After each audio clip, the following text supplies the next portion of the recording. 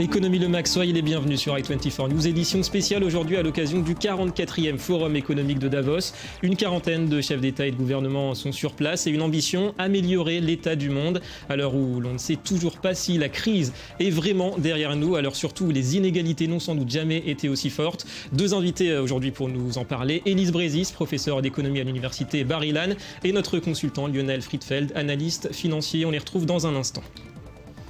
Voilà pour le sommaire. Avant de revenir sur Davos, un coup d'œil rapide sur l'essentiel de l'actualité économique du jour. Et d'abord, cette question, sommes-nous à l'aube d'un énième suspense autour du plafond de la dette des États-Unis? Hier, le Trésor américain a pressé le Congrès de le relever avant la fin février. Jack Lew, le secrétaire au Trésor, affirme que les mesures extraordinaires de financement pourraient être épuisées avant début mars. L'endettement public atteint à l'heure actuelle 17 350 milliards de dollars. La limite d'emprunt du gouvernement fédéral arrive à échéance dans 2 semaines, le 7 février.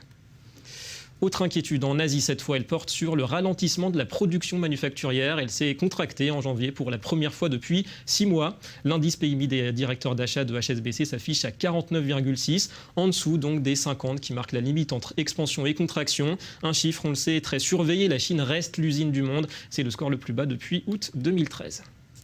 En Europe, c'est officiel, la Commission à Bruxelles a adopté hier une recommandation qui laisse la voie libre à l'exploitation du gaz de schiste sur le vieux continent. Une condition majeure toutefois, respecter les principes communs et notamment sanitaires et environnementaux. Malgré les controverses, les désaccords, Bruxelles entend réduire la dépendance de l'Union à l'égard des importations et prévoit que le gaz de schiste pourrait couvrir d'ici 20 ans 10% de sa demande de gaz.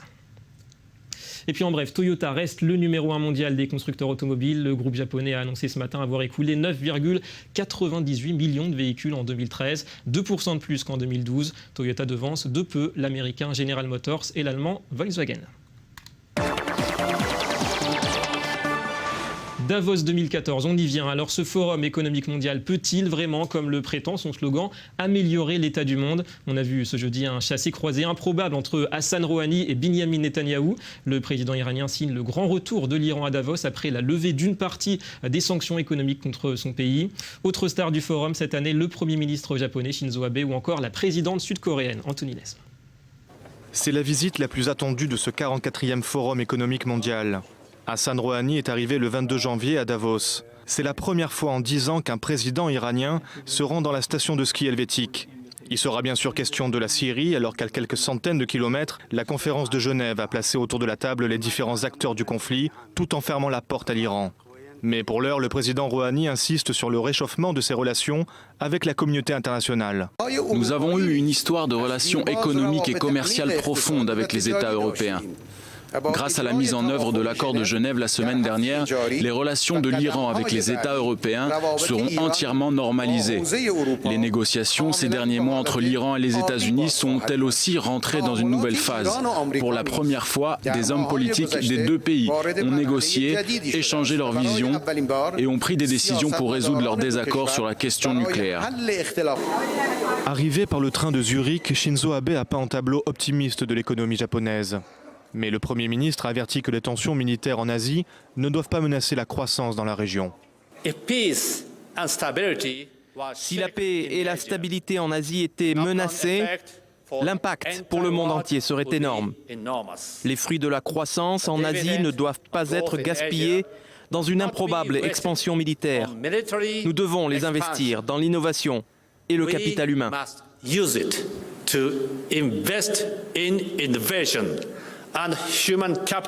Une analyse partagée par la présidente sud-coréenne qui souligne l'importance de ce qu'elle appelle l'économie créative.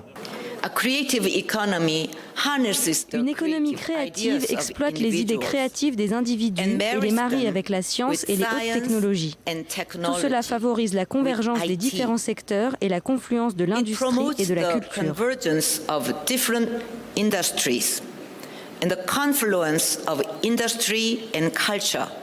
Cette économie créative est aussi à l'œuvre en Afrique. C'est l'avis de l'homme le plus riche du continent. Aliko Dangote, nigérian, propriétaire d'un conglomérat fort de 11 000 salariés, a fait fortune grâce au pétrole et donne son avis sur ce qu'il appelle une révolution technologique. Il y a 10 à 12 ans, nous avions moins d'un demi-million de lignes téléphoniques, à la fois fixes et mobiles. Aujourd'hui, nous parlons d'environ 129 millions de lignes. Nous avons 47 millions de personnes utilisant Internet aujourd'hui au Nigeria. Ainsi, vous pouvez voir la révolution massive, non seulement au Nigeria, mais dans toute l'Afrique, en particulier en Afrique subsaharienne. Proche-Orient, Asie, Afrique, les différents chefs d'État ou leaders économiques encouragent l'innovation et la paix. En témoigne aussi l'initiative de 100 chefs d'entreprise israéliens et palestiniens appelant de leur vœu un règlement du conflit. Un espoir politique, mais aussi un intérêt pour garantir, voire augmenter des profits. Voilà, le politique et l'économique qui s'entremêlent à Davos. Alors on va rentrer dans le vif du sujet avec nos deux invités. Élise Brézis d'abord, professeure émérite d'économie à l'université Bar-Ilan. Bonjour, merci d'être avec nous. Alors vous êtes aussi l'ancienne directrice de la statistique à la Banque d'Israël et vous avez écrit un livre sur les élites. Et puis on salue Lionel Friedfeld, analyste financier, notre expert numéro 1 de la finance. Bonjour Lionel. Alors une théoricienne et un analyste. D'abord on l'a beaucoup dit ces derniers jours, c'est la première fois depuis 2008 que la crise économique n'apparaît pas ou ne semble pas apparaître en tête des dossiers à Davos. Pourtant, la reprise reste très fragile et notamment en Europe. On écoute l'avis d'un expert. Petit problème technique, on reviendra plus tard sur ce sonore. Élise Brézis, vous pensez que la crise est derrière nous, l'essentiel de la crise ? Je ne crois pas. Je crois qu'effectivement, la crise financière est peut-être derrière nous, mais quand vous regardez la croissance, quand vous regardez ce qui se passe actuellement en Chine, quand vous regardez le taux de chômage très élevé en Europe, on n'est certainement pas dans une période très bonne. Il y a encore beaucoup à faire. Et certainement que nous nous retrouverons devant des questions que nous ne connaissons pas la réponse, puisque ces nouvelles technologies, tout le monde parle de la créativité, mais ces nouvelles technologies vont faire en sorte que les gens trouveront probablement moins de travail. Et donc ça risque d'être un problème. Alors on va écouter le sonore puisque la bande est revenue. On écoute tout de suite l'avis d'un expert. 6 ans après le début de la crise financière grecque, le système financier mondial n'a pas encore retrouvé une bonne santé. Les performances ne sont pas encore au niveau, particulièrement dans la zone euro où la recapitalisation et le nettoyage des bilans des banques restent insuffisants et nécessitent encore plus d'efforts. C'est bien sûr l'une des questions clés ou l'une des tâches principales de la zone euro pour 2014. Alors Lionel Friedfeld, on voit quand même les fondamentaux de la crise, ils sont toujours là. D'abord le surendettement des États et puis le problème de baisse de compétitivité, de productivité. Est-ce que vous trouvez ça inquiétant ? Alors en fait, je crois qu'il faut analyser ça de façon par zone. Les États-Unis, la reprise est clairement identifiée. Ouais. La Fed a fait ce qu'elle devait faire. Elle injecte quasiment 80 milliards de liquidités dans le marché chaque mois. Tous les mois, une politique de quasiment de taux zéro, c'est un peu le free money. Donc effectivement, l'économie est soutenue. Et il y a une véritable révolution, on en parlait notamment dans le reportage avant, c'est le gaz de schiste qui permet de diviser les coûts de production des entreprises américaines par 4.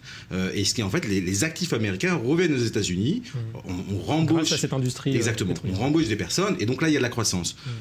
On prend un autre cas, le Japon dans les grandes zones. Le Japon a fait à peu près cette même politique volontariste. On voit bien que le Premier ministre Abe a nommé un nouveau gouverneur à la Banque du Japon.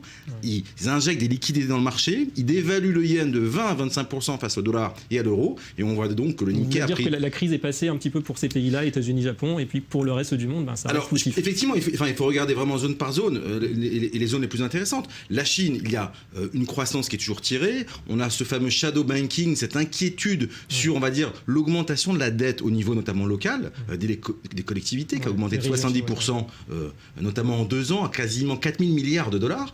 Et puis, on a cette fameuse zone euro, on va dire. Aujourd'hui, on ne sait pas, il n'y a pas une voix, il y a une crise de leadership européen. La Banque centrale européenne n'arrive pas à contrôler. D'un côté, il y a l'Allemagne qui s'est exportée avec des valeurs ajoutées. Et de l'autre côté, effectivement, des pays comme la France, l'Espagne, l'Italie, véritablement à la traîne. Donc, c'est vraiment, on va dire, une croissance confirmée, mais... qui reste inégale et mal répartie. Alors, justement, au niveau des réponses à cette crise, on assiste finalement à une bonne vieille bataille entre théoriciens, 2 écoles qu'on peut distinguer assez clairement, les keynésiens ou les néo-keynésiens, qui sont des partisans de la relance, de la croissance, et contre les néolibéraux qui prônent l'austérité. Et le champion du premier camp, c'est le japonais Shinzo Abe, le Premier ministre japonais, qui joue le tout pour le tout avec sa recette, les Abenomics, tout au service de la croissance. Et on l'écoute. L'économie japonaise est sur le point de se libérer de sa déflation. Ce printemps, les salaires augmenteront. De plus hauts salaires mèneront à une plus grande consommation. Notre situation fiscale a également progressé et le Japon est désormais sur la bonne voie pour la consolidation budgétaire. Élise Brésis, finalement, les Abenomics, c'est un peu la version japonaise de ce que fait la Fed aux États-Unis, injecter des liquidités pour soutenir les marchés. Donc déjà des résultats, plus de compétitivité. Ça semble quand même être une grosse prise de risque quand on voit notamment la dette du Japon. Oui, mais d'un autre côté, si vous avez vraiment énormément de liquidités, à un moment ou à un autre, on aura de l'inflation. Ouais. Et cette inflation permettra de résorber la dette de la manière... Malgré un risque de hausse des taux d'intérêt, peut-être. Taux d'intérêt nominaux, mais pas taux d'intérêt réels. C'est-à-dire ce que vous allez avoir probablement dans les 10 prochaines années, vu la liquidité qui se trouve aux États-Unis et qui va se trouver au Japon, ce sera probablement effectivement un peu d'inflation. Cette inflation-là va vous permettre de réduire la dette réelle et c'est donc un excellent moyen. Ouais, parce que le fléau du Japon, on le rappelle, c'était la déflation depuis à peu près une vingtaine d'années. Donc beaucoup d'investissements pour le Japon et même une hausse de la TVA qui est prévue très bientôt. Mais tous les économistes leur avaient dit, ça fait maintenant déjà 20 ans, de changer de politique et eux ne l'ont pas fait. Et ils se réveillent un petit peu tard. Ouais. Alors Lionel, pour l'instant, avantage quand même pour les néo-keynésiens. On voit qu'en Europe, la BCE fait l'inverse de ce que fait la Fed ou la Banque du Japon, l'austérité, et puis on voit les résultats, peu de croissance et beaucoup de chômage. Oui, effectivement, mais je pense aujourd'hui... on va dire les gens qui sont à la tête des banques centrales, on voit bien Stanley Fischer quand il était à la tête de la Banque centrale d'Israël, mais Janet Yellen à la Fed, sont devenus pragmatiques. Il n'y a plus véritablement des pro-keynésiens, anti-keynésiens. Ce sont des gens qui ont suffisamment d'intelligence pour ajuster des politiques. Exactement, pour ajuster véritablement les politiques économiques par rapport justement aux résultats des entreprises. Effectivement, l'Europe, il y a une problématique, mais ça c'est véritablement, je pense, entre le dialogue, notamment entre l'Allemagne et notamment la France. Et c'est la France, en fait, qui manque de compétitivité, puisque l'Allemagne exporte notamment son industrie automobile et toute l'industrie. Ce n'est pas parce que l'euro est fort que l'Allemagne n'exporte pas. Et alors, quand Pierre Moscovici prend l'argument de dire que la France, les exportations n'arrivent pas à percer parce que l'euro est fort, on voit donc il y a un problème. Un vrai souci. 1% de croissance pour la zone euro prévue pour cette année, selon le FMI. Un mot quand même sur Israël. Israël qui a peut-être son mot à dire à Davos cette année, un pays qui a résisté à la crise et qui se situe un petit peu entre les deux courants. Croissance d'un côté et puis vigilance sur les déficits aussi. Ça, c'est exact, mais parce que nous sommes vraiment un petit pays. Nous ne pouvons pas nous permettre d'avoir une inflation, d'avoir des taux d'intérêt différents, d'avoir des grandes liquidités. Nous devons suivre ce que décident les grands pays, qui sont finalement les États-Unis et l'Europe. Et je voudrais rajouter que je suis tout à fait d'accord avec ce qu'a dit Lionel. C'est vraiment du pragmatisme.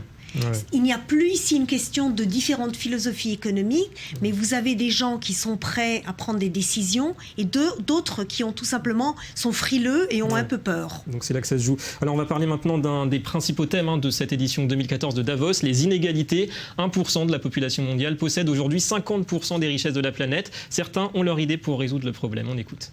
Je pense que l'élément clé pour faire face aux inégalités des revenus est de créer plus d'emplois. Si vous avez plus de gens qui gagnent leur vie convenablement, alors aux États-Unis, on verra une croissance de l'emploi et une baisse du chômage. Voilà Brian Moynihan, le patron de Bank of America au sujet des inégalités. 12 millions de dollars de gains quand même pour lui en 2012. Élise Brésis, est-ce qu'on est face à une sorte d'oligarchie transnationale ? Je reprends les termes d'un de vos articles. Comment est-ce qu'on peut rééquilibrer un petit peu cette répartition des richesses ? Alors oui, vous avez raison. Davos, c'est la preuve qu'il n'y a plus des élites nationales, mais des élites internationales. Ouais. Et j'ai parlé d'oligarchie transnationale parce qu'ils se connaissent tous. Ils ont fait, vous pouvez voir des gens venir d'Afrique, d'Asie, mais finalement, s'ils sont l'élite, s'ils font partie de l'élite, 50% qu'ils ont étudié dans une des top universités dans le monde, et donc qu'ils connaissent aussi les autres. Par contre, à propos des inégalités, je voudrais dire un petit mot. Il y a effectivement beaucoup plus d'inégalités, mais surtout d'inégalités dans un pays. Par contre, le fait que la Chine se soit tellement développée, le Vietnam et d'autres pays, les inégalités entre le Nord et le Sud, ou en fait entre l'Europe et l'Asie, est en train de baissé. Donc il y a quand même quelques points positifs. Ouais. En tout cas, on a vu un petit problème de crédibilité, de légitimité pour ce forum de Davos qui est présenté comme celui des élites. Lionel Friedfeld, dans quelques mots, est-ce que vous pensez qu'il y a suffisamment de volonté au sein des milieux financiers, au sein des politiques pour réduire ces inégalités qui sont quand même un facteur de risque socio-économique aujourd'hui? Alors oui, je le pense, et simplement parce que c'est un vrai facteur de risque. Et on l'a vu, quand une économie ne tourne pas bien, on peut prendre le cas de la France dernièrement, il y a beaucoup de manifestations, on a vu le phénomène des bonnets rouges, et donc c'est véritablement un vrai risque d'avoir beaucoup d'inégalités entre des très très riches et des très très pauvres. Ça peut être inégalité, on va dire, sur la répartition de la richesse, mais un des thèmes majeurs aujourd'hui à Davos, c'est l'inégalité entre la parité entre femmes et hommes. Ouais. Seulement 15% des femmes sont représentées à Davos, et il y a, en titre mondial, que simplement 20% des femmes font partie des top exécutifs, soit d'une entreprise, soit des universités. Et donc, c'est véritablement aussi une grande inégalité. Ouais, et puis beaucoup d'inégalités entre le Nord et le Sud, comme toujours, on le rappelle. Bien, merci à tous les deux d'avoir accepté notre invitation. Davos, on le rappelle, c'est jusqu'à samedi soir sur i24 News. Et c'est la fin de cette édition. Merci à vous de nous avoir suivis. Économie Le Mag revient très vite sur i24 News. Restez avec nous, l'information continue.